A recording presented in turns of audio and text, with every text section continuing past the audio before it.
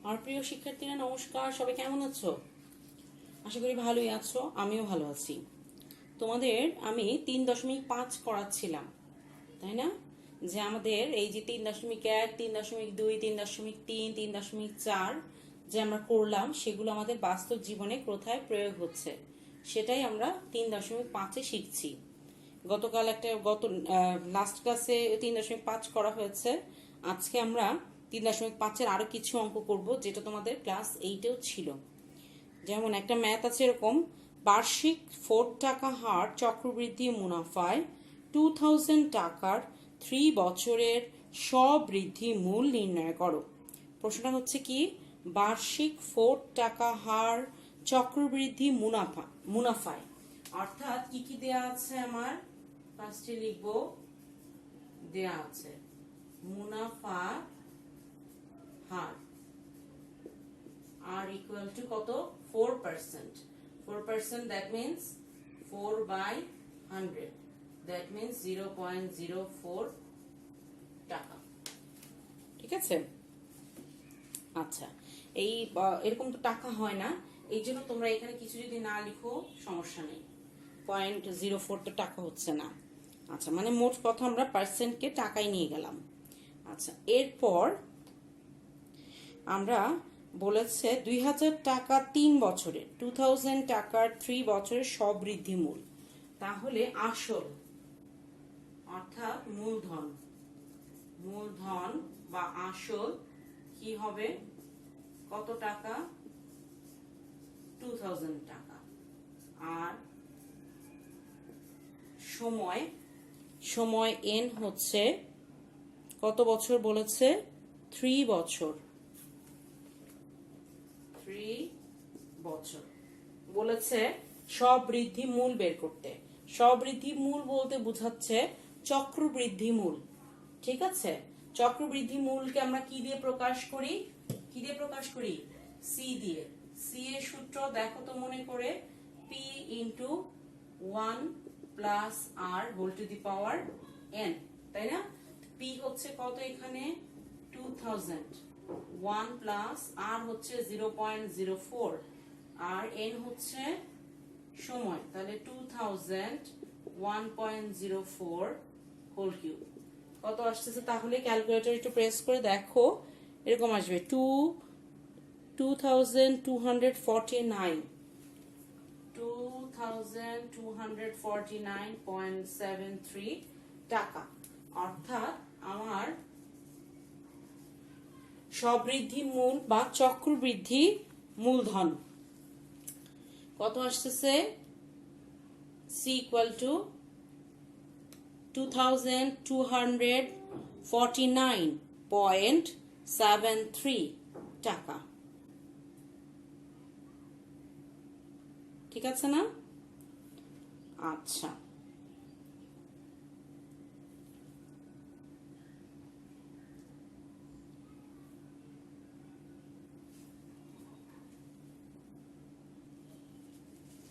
এই চ্যাপ্টারেরই এরকম আরো অঙ্ক আছে। একটি কলম 11 টাকায় বিক্রয় করলে 10% লাভ হয়, কলমটির ক্রয় মূল্য কত? একটি কলম 11 টাকায় বিক্রয় করলে 10% লাভ হয়, কলমটির ক্রয় মূল্য কত? অর্থাৎ আমি একটা কলম কিনেছি, যে টাকাটা দিয়ে সেটা আমি জানি না, এবং বিক্রি করেছি লাভে। কত লাভে? 10% লাভ। অর্থাৎ আমি যদি একটা কলম 10 টাকা দিয়ে কিনি, তো 10 টাকার 10% কত? 1 টাকা নাকি? তাহলে অর্থাৎ 11 টাকায় বিক্রি করেছি। ঠিক না? মুখে মুখেই করা যাচ্ছে, ঠিক না? আচ্ছা, এখন মুখে মুখে তো অবজেক্টিভ করা যাবে, কিন্তু সাবজেক্টিভে তো মুখে মুখে করা যাবে না। এই জন্য ফার্স্টে ধরে নিই, মনে করি কলমটির ক্রয় মূল্য x টাকা। তাহলে লাভ করেছে কত? x এর 10%। এর মানে গুণ আমরা জানি, দ্যাট মিন্স আমি যদি কাটাকাটি করি, অর্থাৎ x/10 টাকা লাভ করেছে। যে টাকাটা দিয়ে কেনা হয়েছে তার কত বলেছে, 10% লাভ করা হয়েছে, তাই না? আচ্ছা, এখন বের করতে বলেছে ক্রয় মূল্য কত, অর্থাৎ এক্স বের করতে হবে।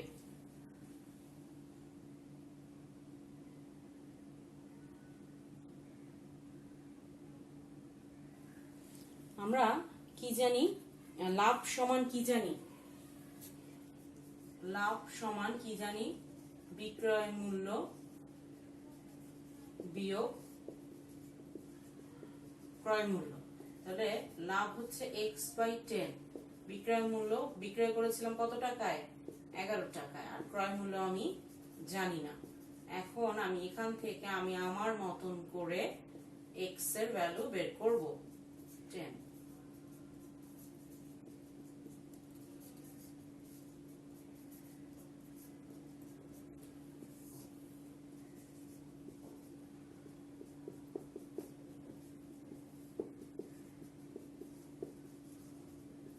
মুখে মুখেও করেছিলাম, 10 টাকায় আসছিল, ওইরকম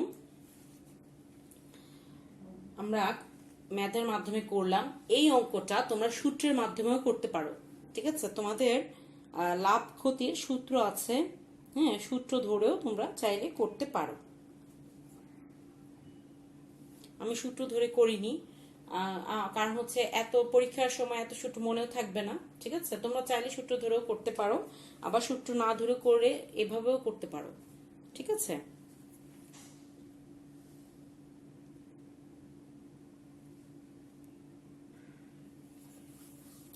তোমাদের বইয়ের আরো একটা ম্যাথ দেখো, এরকম আছে, ক, খ ও গ এর মধ্যে 260 টাকা এরূপে ভাগ করে দাও যেন ক এর অংশের 2 গুণ, খ এর অংশের 3 গুণ এবং গ এর অংশের 4 গুণ পরস্পর সমান হয়। অর্থাৎ 260 টাকা, 260 টাকাকে এমনভাবে ভাগ করতে হবে যেন ক এর 2 গুণ, খ এর 3 গুণ আর গ এর 4 গুণ পরস্পর সমান হয়। আচ্ছা, তাহলে আমি আগে ধরে নেই, মনে করি ক পায় x টাকা, খ পায় y টাকা, গ পায় z টাকা। প্রশ্ন মতে 2x 3y 4z। তাহলে কি দাঁড়ালো, ক এর 2 গুণ, খ এর 3 গুণ আর গ এর 4 গুণ পরস্পর সমান বলেছে। এখন টাকাটা ভাগ করে দিতে হবে 3 জনের মধ্যে। তো এখান থেকে আমরা যে কোনো একটাতে নিব, সবগুলোকে, না হয় x এ নিব, না হয় y নিব, না হয় z এ নিব। কিরকম ব্যাপারটা, 2x = 3y, ঠিক আছে? তাহলে এখান থেকে y সমান কি আসে, 2/3x। y সমান কি আসছে আমার, 2/3x, অর্থাৎ x এ নিলাম, y টাকে আমি x এ নিলাম, এবং 4z = 2x, তাহলে z সমান আসছে x/2, তাই না? অর্থাৎ y টাকেও আমি x এ নিলাম, আবার z টাকেও আমি x এ নিলাম। এতে কি হবে, আমার সুবিধা হয়ে যাবে ম্যাথটা সলভ করা।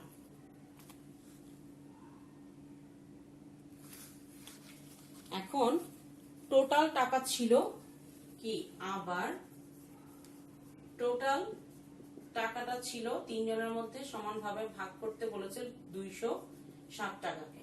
তাহলে x তো রয়েই গেল, y সমান কি লেখা যায়, 2/3 x, z সমান লেখা যাচ্ছে x/2 = 260, বা 3 দুগুণে 6, 6x প্লাস 3 দিয়ে 6 এর 2 অর্থাৎ 4x, 2 দিয়ে 6 কে ভাগ করি 3, 3x = 260। তাহলে 10 আর 13।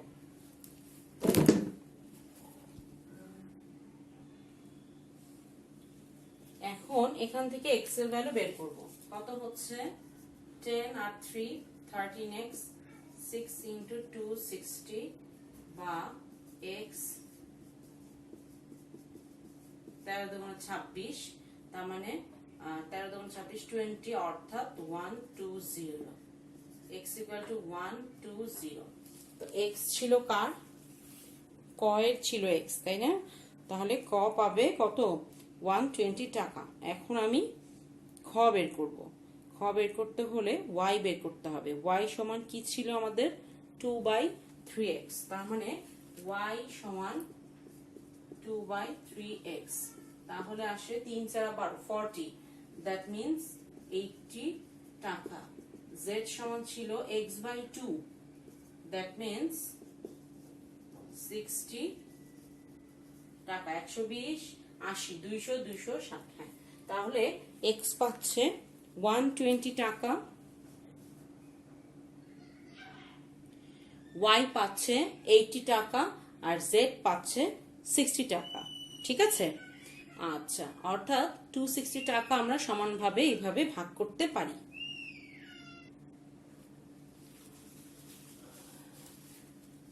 এখন আমরা আরো একটা ম্যাথ করব এই চ্যাপ্টারের। মিষ্টির উপর মূল্য সংযোজন কর x%। তুমি যে কোনো দোকানে দেখো, ঢাকা শহরে যে দোকানগুলো আছে, সেঞ্চুরি বলো, আর কি কি আছে মিষ্টির দোকান, সেঞ্চুরিতে মিষ্টি পাওয়া যাচ্ছে, আমার আশেপাশে তো সেঞ্চুরি আছে, তারপর হচ্ছে মিঠাই, তারপর হচ্ছে টেস্টি ট্রিট, এগুলো তো মিষ্টি পাওয়া যাচ্ছে, তাই না? আচ্ছা, এই মিষ্টির দোকানগুলিতে তুমি যখন মিষ্টি কিনতে যাবে, তুমি মিষ্টির টাকাটা তো দিবেই, সাথে আরো কি দিবে? ওটার উপর যে ভ্যাট হচ্ছে, ওই ভ্যাটটাও তোমাকে দিতে হচ্ছে। আচ্ছা, বলেছে মিষ্টির উপর মূল্য সংযোজন কর, ভ্যাট। ভ্যাটের অ্যাব্রিভিয়েশন হচ্ছে ভ্যালু অ্যাডেড ট্যাক্স। ওকে। আচ্ছা, একজন বিক্রেতা ভ্যাট সহ পি টাকার মিষ্টি ক্রয় করলে তাকে কত টাকা ভ্যাট দিতে হবে? x equal to 15, P equal to 2300 হলে ভ্যাটের পরিমাণ কত? প্রশ্নটা মনোযোগ দিয়ে পড়ো। মিষ্টির উপর মূল্য সংযোজন কর, অর্থাৎ VAT, value added tax x%। একজন বিক্রেতা ভ্যাট সহ পি টাকার মিষ্টি বিক্রয় করলে তাকে কত টাকা ভ্যাট দিতে হচ্ছে। তার মানে আমি বিক্রি করছি, আমাকে কত টাকা ভ্যাট দিতে হবে, যে বিক্রেতা তাকে কত টাকা আমি ভ্যাট দিব। এক্স বলে দিয়েছে ওরা 15, অর্থাৎ 15% ভ্যাট, তাই না? আর পি অর্থাৎ ভ্যাট সহ পরিমাণটা বলেছে 2300। প্রশ্ন করেছে ভ্যাটের পরিমাণ কত। একটু ভেজাল লাগছে, তাই না? অনেক ইজি ম্যাথটা। আচ্ছা, করি চলো। ফার্স্টে ধরে নিই, মনে করি পি টাকার মিষ্টিতে ভ্যাট। পি টাকার মিষ্টিতে ফার্স্টে আমরা ধরে নিই ভ্যাটের পরিমাণ। এভাবে লিখবো নাকি মূল্য সংযোজন কর লিখবো? আচ্ছা, আমি ভ্যাট লিখছি, তোমরা মূল্য সংযোজন কর লিখে নাও। পি টাকার মিষ্টিতে ভ্যাট এর পরিমাণ y টাকা। তাহলে আমাকে y বের করতে হবে, যেহেতু ম্যাথে x ব্যবহার করেছে এই জন্য আমি x নেইনি, y লিখেছি। অর্থাৎ y এর মানটা এখন বের করতে হবে। আচ্ছা, এখন ভ্যাট বাদে মিষ্টির মূল্য। পি টাকা দিয়ে কিনেছিল ভ্যাট সহ, তাহলে ভ্যাট বাদে মিষ্টির মূল্য কি হবে? পি মাইনাস y টাকা। ঠিক আছে নাকি? আচ্ছা, তাহলে ভ্যাটটা দিয়েছে কত পার্সেন্ট? x% নাকি? তাহলে লিখবো x% হারে ভ্যাটের পরিমাণ।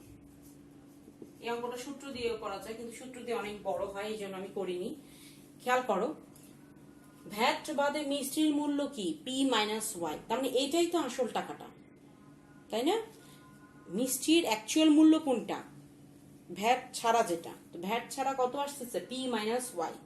এখন এইটার উপর x% ভ্যাট দিয়েছে, তাহলে x% হারে ভ্যাটের পরিমাণ কত হচ্ছে p minus y into x% বা এত এর x%। তাহলে আমার কি দাঁড়াচ্ছে, আমি যদি এটাকে সাজাই x into p minus y divide by 100। তাহলে অ্যাকচুয়াল আমার ভ্যাটের পরিমাণ কত আসতেছে x into p minus y divided by 100। আমি আবার ওইদিকে ভ্যাট ধরে নিয়েছি y, আমার টার্গেট হচ্ছে y বের করা। ঠিক আছে, কি আসতেছে আমার x into p minus y divided by 100।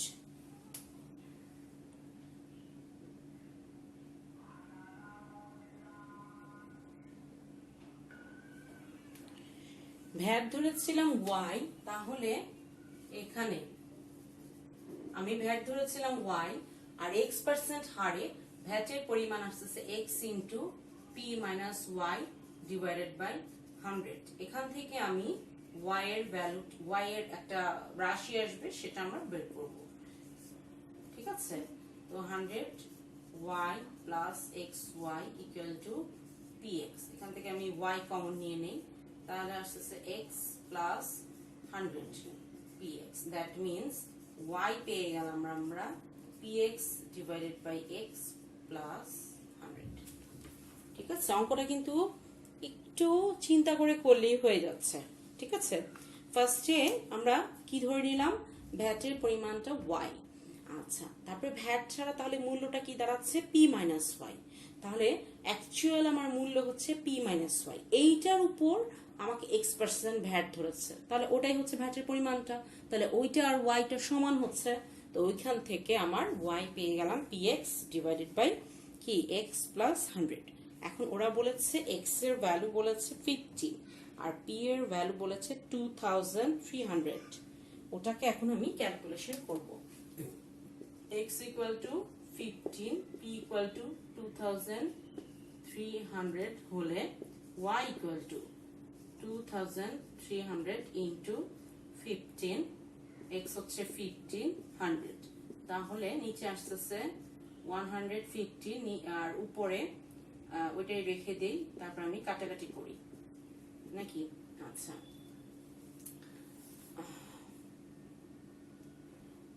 কি দিয়ে কাটাকাটি যাচ্ছে, 3 5 15, দেখ 5 2 10, অর্থাৎ 23 দিয়ে কাটাকাটি যাচ্ছে। 23 দিয়ে 115কে কাটাকাটি যায়। তো তোমরা ক্যালকুলেটরে একটু প্রেস করো, ক্যালকুলেটরে দেখো, প্রেস করে পাচ্ছ 300 টাকা। কত আসবে, 300 টাকা। ঠিক আছে, কাটাকাটিটা এমনি হাতেও করতে পারো, যেমন 5 দিয়ে যদি কাটো 3 5 15, তাহলে এখানে কত আসতেছে 5 2 10, 3 5 15, 23 দিয়ে 2300কে কাটলে হয় 100। দ্যাট মিনস এখানে আসতেছে 300 টাকা। তবে আমি বলবো এখন তোমরা বড় হয়ে গিয়েছো, যেহেতু কাটাকাটিটা না দেখিয়ে ক্যালকুলেটরে প্রেস করে বসিয়ে দিবে। ঠিক আছে, কাটাকাটিটা দেখানোর প্রয়োজন নেই। এটা আমি করলাম কারণ আমার হাতে এখন ক্যালকুলেটর নেই, এই জন্য আমি করলাম। ঠিক আছে, আচ্ছা, তো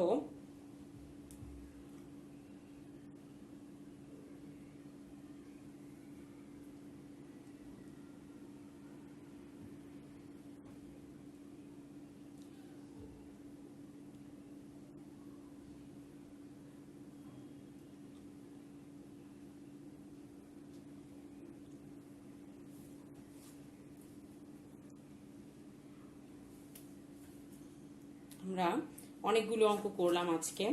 ঠিক আছে, আচ্ছা, তো তোমাদের হোমওয়ার্ক এভরিডে আমার বলতে যেন না হয়, আমি তো বলেছি যে এভরিডে যেন আমার বলতে না হয়। ঠিক আছে, আচ্ছা, নিজের থেকে করবে। এই চ্যাপ্টারে অনেক ম্যাথ আছে, অনেক অবজেক্টিভ আছে, তোমরা চেষ্টা করবে এগুলো সলভ করার। যেটাতে প্রবলেম হচ্ছে আমাকে জানাবে। ঠিক আছে, আচ্ছা,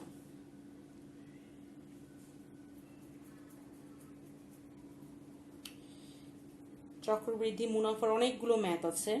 একটা আছে 5% হার মুনাফা, 8000 টাকার 3 বছরের সরল মুনাফা, চক্রবৃদ্ধি মুনাফার পার্থক্য নির্ণয় করো।